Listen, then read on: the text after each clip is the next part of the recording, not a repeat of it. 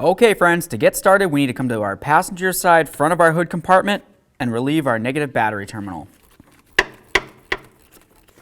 Make sure you set that aside so it's making no contact with the battery. Now let's move over to our air inlet tube. Go ahead and grab onto this tab right here and remove the wiring. Remove the next one, come right over here where it's mounted in. Perfect. Now we're going to come right here to this clamp and loosen it up. Make your way up to this area. Remove this wing nut. Go ahead and grab onto this, give it a nice wiggle. Grab onto this vacuum line, pull that off. Remove this and set it aside. Now I'm going to reach right back here and you can find a little black cap. Remove that cap. Inside of this area here, there's going to be a little Schrader valve. We're just going to carefully push in on that. Just be careful because there's going to be fuel that might potentially come out. There we are. That just relieved our fuel pressure. Now we're going to put that cap back on. Now the next thing I'm going to do is remove the nuts for this bracket right here.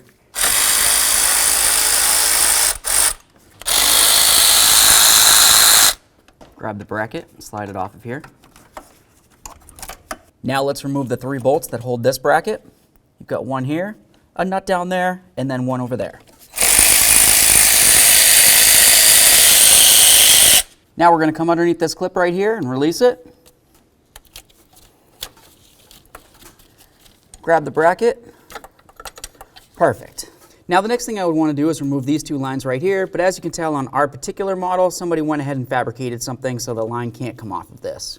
Now let's go ahead and follow these wires up to the AC compressor. We're going to relieve the connector for that as well. Let's just work our way down along the driver's side of the engine. We're going to follow this small wiring harness till it leads to the sensor. We need to remove that wiring harness from the sensor. Follow this wire back here. Release that. We'll set all this aside. Now we're going to come to this area here and remove the wiring for those.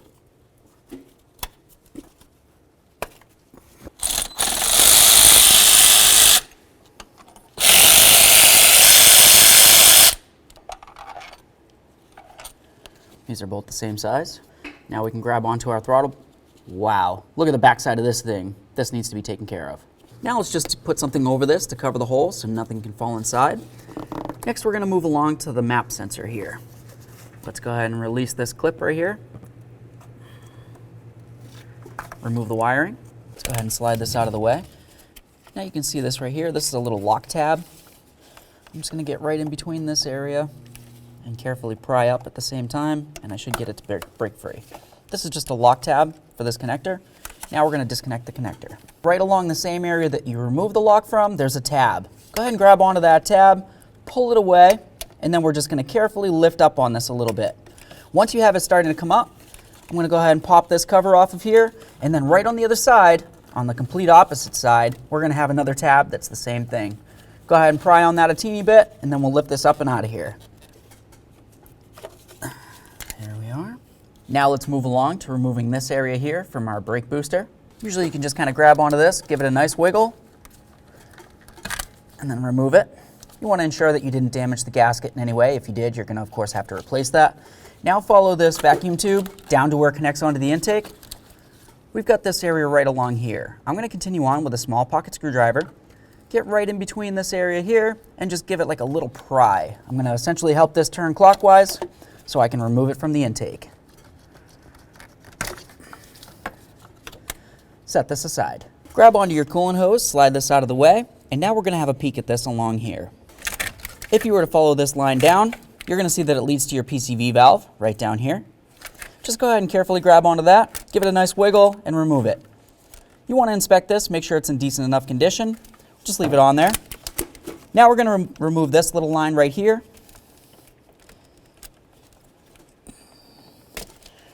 Perfect. Now let's grab onto the base. We're going to turn this counterclockwise, and then we'll lift it up and out of here. Now let's move over to the other side of the intake. We're going to grab onto this red tab right here, go ahead and lift up on it, and then remove the wiring. The next thing we have to do is unbolt this from the intake. Now that we have the valve disconnected right here, let's continue on to removing the mounting hardware that hold it down.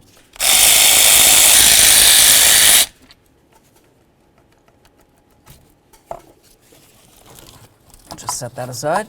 Now let's remove the bracket that holds our coil to the engine. Set this aside. Now the next thing we want to do is remove this bracket right here. There's going to be a mounting nut. Let's get it off of there.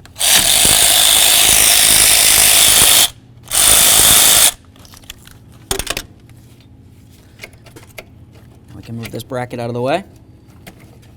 If you were to look straight underneath that cap, you're going to find a mounting bolt that holds the bracket that holds these lines.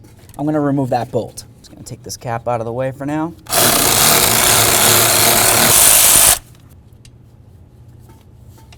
Now follow those fuel lines up to where they connect onto the plenum up here.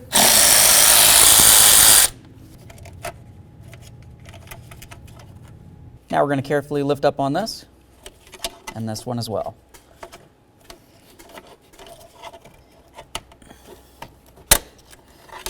Now at this point we're doing all right. All we have left to do is go ahead and unscrew the plenum from the intake itself. You're going to look all the way around this and you're going to try to find studs that look just like this. Remove them all.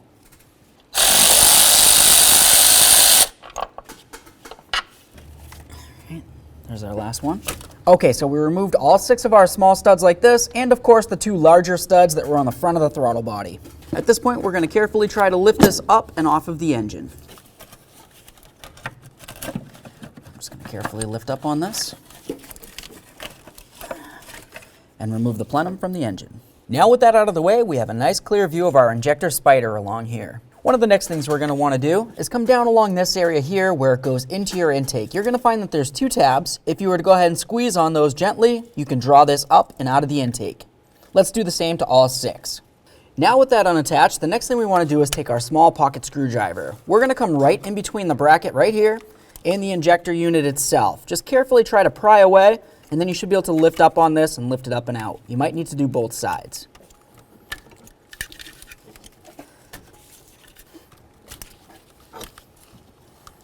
Let's lift this straight up and remove it from the truck. Now with that out of there, the next thing we need to think about doing is cleaning up this area. First thing that I want to do though is make sure that I insert something inside of these ports right here so that no particles can fall inside of the intake and of course into the engine. Looking inside here, you can tell that there's a lot of black carbon buildup. Something like that's typically a good idea to try to clean up, but to get it all out of there, you're going to have to remove the entire intake from the engine. That's not always something that people want to do. But in any case, what you do need to clean, no matter what, is all the areas where the plenum gasket's going to sit on top of the intake. So any place that you can see where the gasket sat, just take a nice flat razor blade and scrape the debris away from the area. Once you have the engine cleaned up, move along to cleaning up the plenum as well. What I mean by that is go ahead and remove the gasket, because of course you're going to have to replace this. And then you also want to pay attention to the carbon buildup that's on the inside here. If you can wash this off with something, go ahead and do that now. Let's take this off of here, pull on this tab, right in between there, and remove it. We'll set that aside. And because we removed the throttle body, we're also going to remove this gasket so we can replace it as well. Now it's going to be time to install our plenum gasket. Just going to line it up with its corresponding hole here, bring it all the way around, and of course set it in so it's setting. Perfect.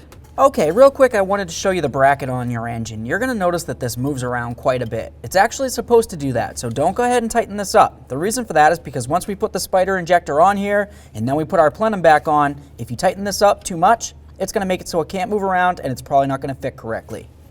Let's remove all these.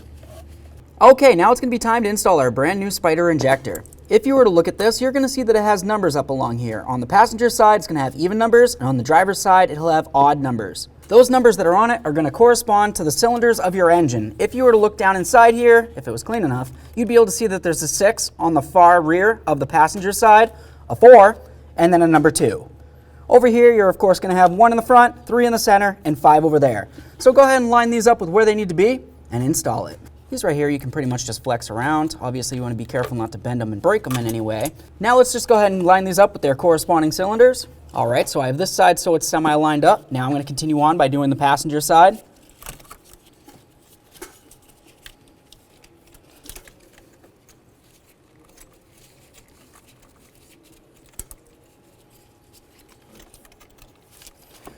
Once you have them all lined up, go ahead and push them down and in.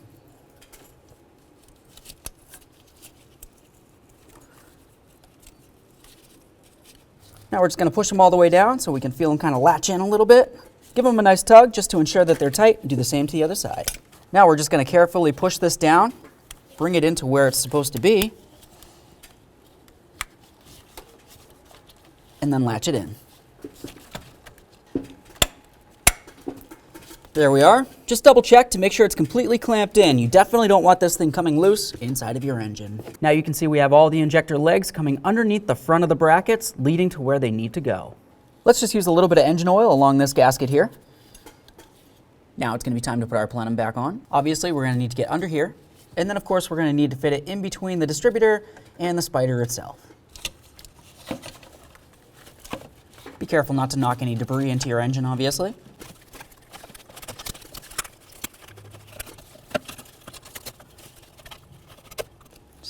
Lined up.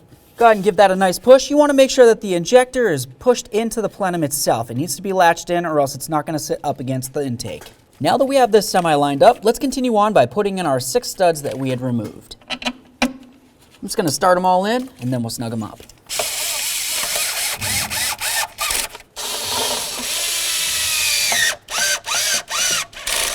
Now we're going to move along to removing these 2. Take your fuel lines, line them up with the hole.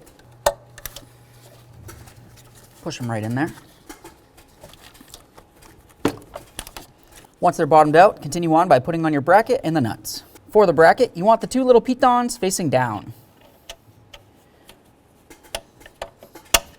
Once you have the 2 nuts up top started, we're going to continue on to the bracket down at the bottom for those 2 lines. Go ahead and start in that bolt as well, and then we're going to snug it up.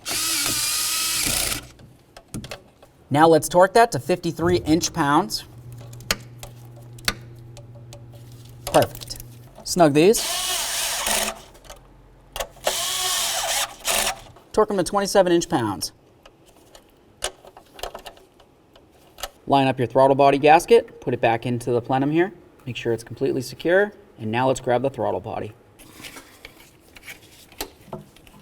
Put our throttle body up on here, we'll grab our studs and start them in.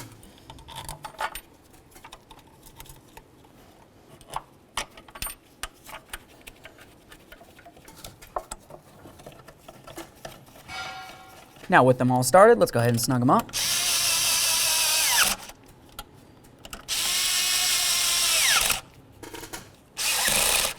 Make sure you put on your evap valve here. Slide that right in there. We'll put in both of our studs. Snug them up.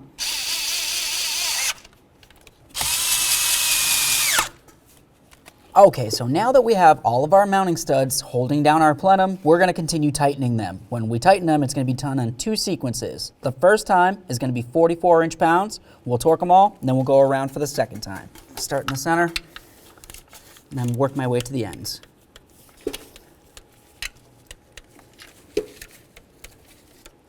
Now for our second pass, let's continue on by doing the same thing, except to 80 inch-pounds. And now let's torque this center one right here to 80 inch-pounds as well. Now it's time to put in the map sensor. Go ahead and slide it down. You should feel some pressure.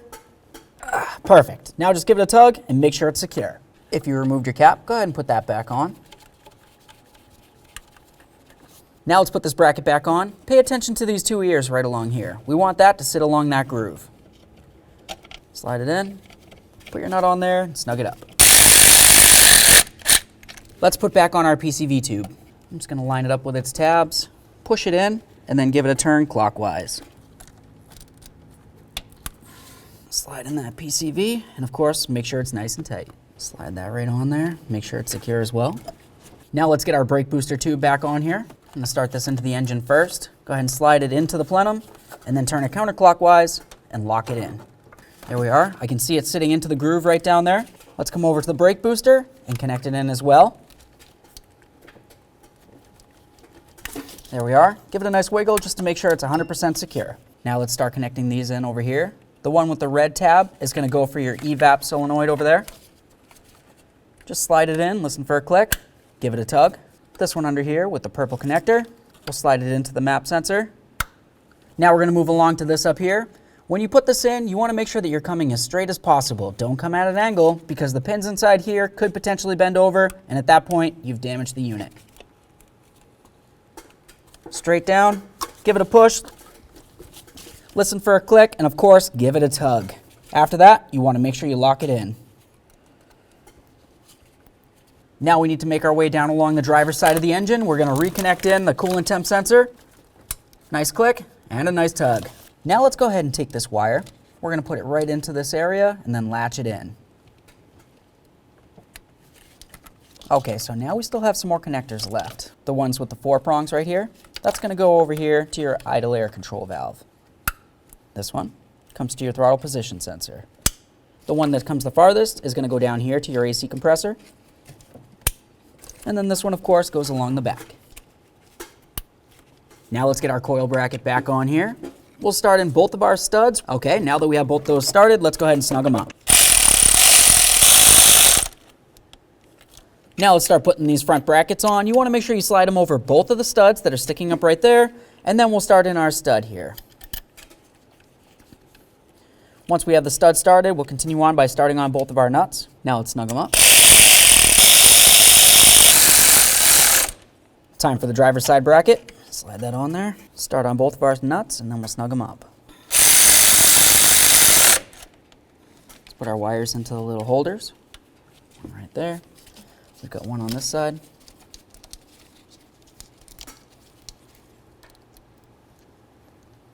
Okay, make sure those are nice and secure. Now it's time to get the air inlet on there. Pay attention to this lower area right here. You have a little hooky-doo. It needs to slide underneath the throttle body. Okay.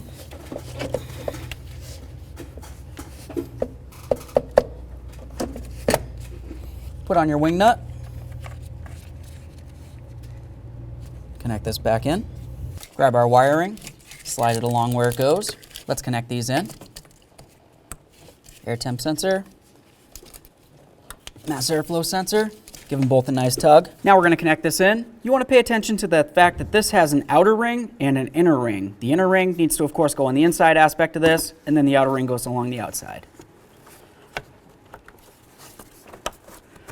Slide it in so it bottoms out and it fits inside the groove, and tighten up your clamp.